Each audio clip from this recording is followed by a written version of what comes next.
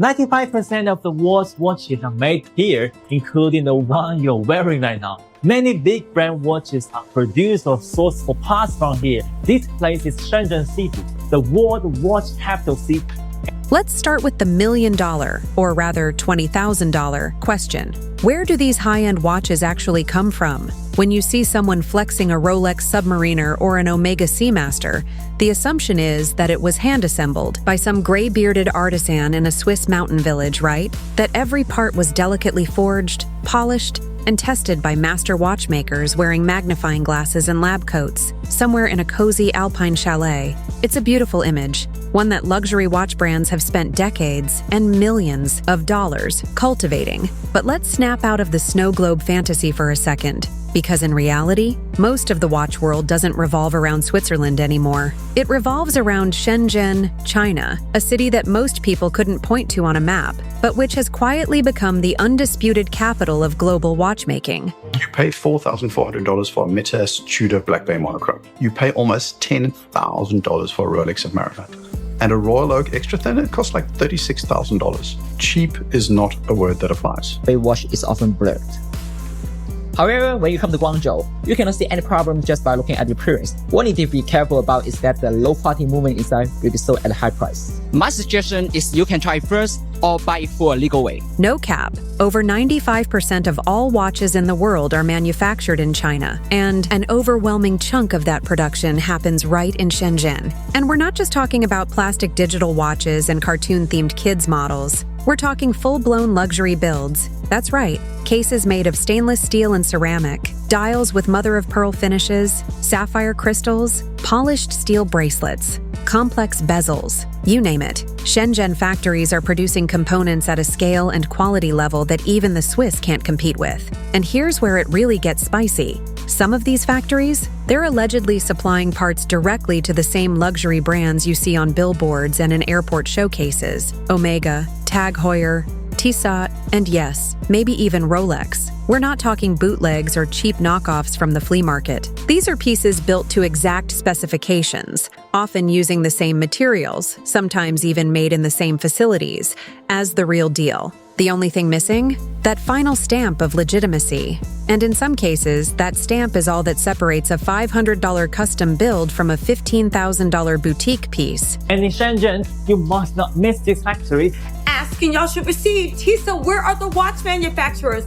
I did some digging and I found the watch manufacturers. There is a new scandal coming out of the luxury watch division. Listen, if you want to keep going to Rolex, if you want to keep going to AP and spending your money, go and do that. However, industry insiders are coming out, and I have their videos. People have even been fired from it for lifting the hood away. Most Swiss watches are actually made in China, and the reason that replicas often look just as good as the original is that they are made in the same factory. They offer a wide range of styles to choose from, maintain strict production standards, and can support customization, starting from just 50 pieces. What? Worry about them are just middlemen? You contact them directly. So here's the next logical question. If so many components are made in China, how do these watches still get to wear the label Swiss made? Let's break down what that label really means, because it doesn't mean what most people think it does. Under Swiss law, a watch can be labeled Swiss made if 60% of its value, not materials, not craftsmanship, but monetary value, comes from Switzerland. And value is a fuzzy word here. It includes things like branding, R&D, final quality control, and marketing expenses. Heck, even the simple act of installing the movement in a Swiss facility counts toward that percentage. So imagine this. A factory in Shenzhen produces the case, bracelet, dial, and even assembles most of the watch. Then it gets shipped to Switzerland. There, a technician pops in the movement, polishes the case, does a few quality checks, and boom, it's Swiss made. And you, the buyer, you're now holding a Swiss luxury timepiece, when in reality, most of it was built 5,000 miles away. This sleight of hand branding isn't just clever, it's a cornerstone of the industry. Watches come in different sizes. A small dial makes your wrist slimmer, while a larger one makes you a stronger arrow. First of all, you need to determine your budget range. The Rolex Datejust is the best choice for cost effective. For a long time, this was just industry rumor, a few threads on Reddit, some murmurs on watch forums. But then TikTok got hold of it. YouTube exposés followed. Suddenly, anonymous factory workers and ex-brand employees started coming forward, showing photos of Chinese-made dials, hands, and bracelets stamped for big-name brands. One former employee even said he was fired from a major Swiss watch house for asking too many questions about vintage models he was restoring. According to him, back in the 1970s, Swiss brands were already sourcing parts from Asia. The facade has just become more sophisticated since then. Movements? Sometimes Swiss, but sometimes just cheap quartz modules shoved into a luxury shell. And for the most part, no one noticed. I'm going to Fire Herald. Why? The watch is a fake. What's fake about it? According to the serial number, It doesn't correspond to that. Now, if all of this is so well known behind the scenes, why hasn't it exploded in the mainstream press? Simple. Money. Luxury watch brands spend millions on advertising. Glossy magazines and fashion outlets aren't going to risk their biggest sponsors by digging too deep. And the watch bloggers, the YouTubers with early access, they're getting flown out to events like Basil World, pampered by brands, handed gift bags with four-figure timepieces. Nobody wants to jeopardize that kind of VIP treatment just to stir the pot. So the truth doesn't come from glossy covers or polished ad campaigns. It comes from the outsiders, independent journalists, factory insiders, and digital creators tired of playing along. And then something unexpected happened. Rolex dropped their prices. Not across the board, of course. That would be blasphemy. But specific models, like the Submariner, GMT Master 2, and Oyster Perpetual, quietly saw reductions of up to 20% in certain markets. The watch forums lit up instantly. And wouldn't you know it? These just so happened to be the same models that were starting to flood the replica world, down to the exact bezel configurations and dial colors. Coincidence? Doubtful. Rolex didn't make an announcement. They didn't put out a press release. This was handled in hushed tones, through authorized dealers, with zero fanfare.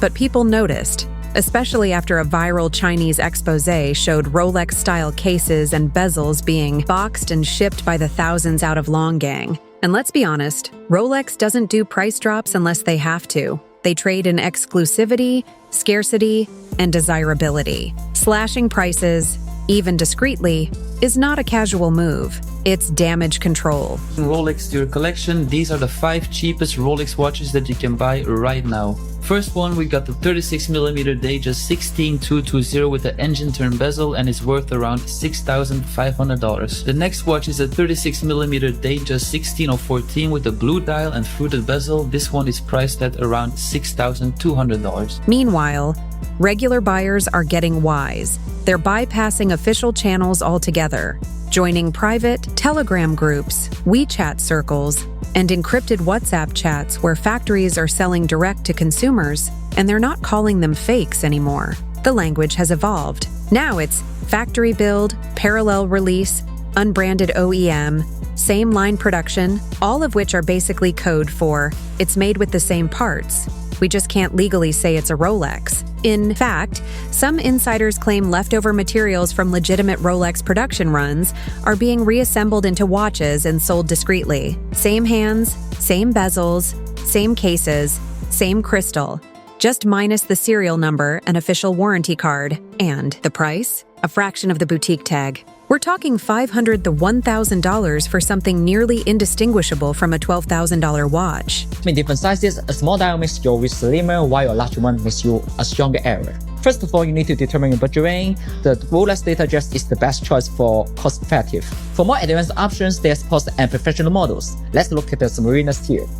Let's talk profit margins. You might be wondering, if the real cost is so low, how much are these brands actually making? Here's a peek behind the financial curtain. Luxury watch brands typically operate on 10-20% profit margins. Not bad, but not outrageous. Compare that to the tech world. Apple runs at around 32%, Microsoft, nearly 38%. Pharma companies like Novo Nordisk hit 39%. So in that context, luxury watches seem almost humble. But here's the twist. That margin only applies after retail markups, dealer cuts, and marketing overhead. The actual cost to manufacture a luxury watch? Often just 20-25% of the final price. Christopher Ward, a UK watchmaker, admits they never charge more than 3x production cost. Omega is closer to 4x. But Rolex? Most industry insiders believe their markup is 5x or more. That means your $15,000 Rolex might cost around $2,500, $3,000 to make. The rest? Hype,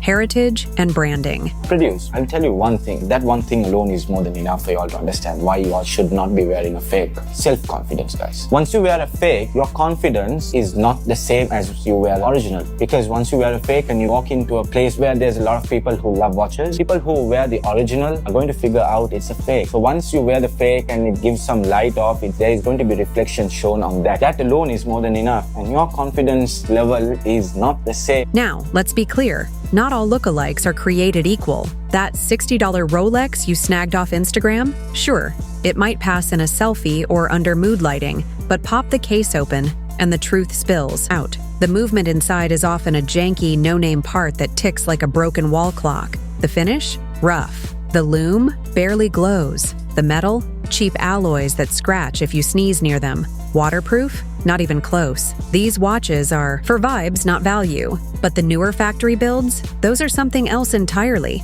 They blur the line in ways that have collectors and brands sweating. The million-dollar debate. Are these watches actually worth what they cost? If you're buying for the history, engineering, and craftsmanship, some brands absolutely deliver. Independent houses like Grand Seiko, FP Journe, or A. Lange & Söhne still make mechanical marvels. But many big-name watches, they're coasting on brand equity, not breakthrough innovation. You're often paying more for the logo than the movement. But here's the thing. When you understand what you're paying for, the perspective shifts. You're not just buying metal and glass.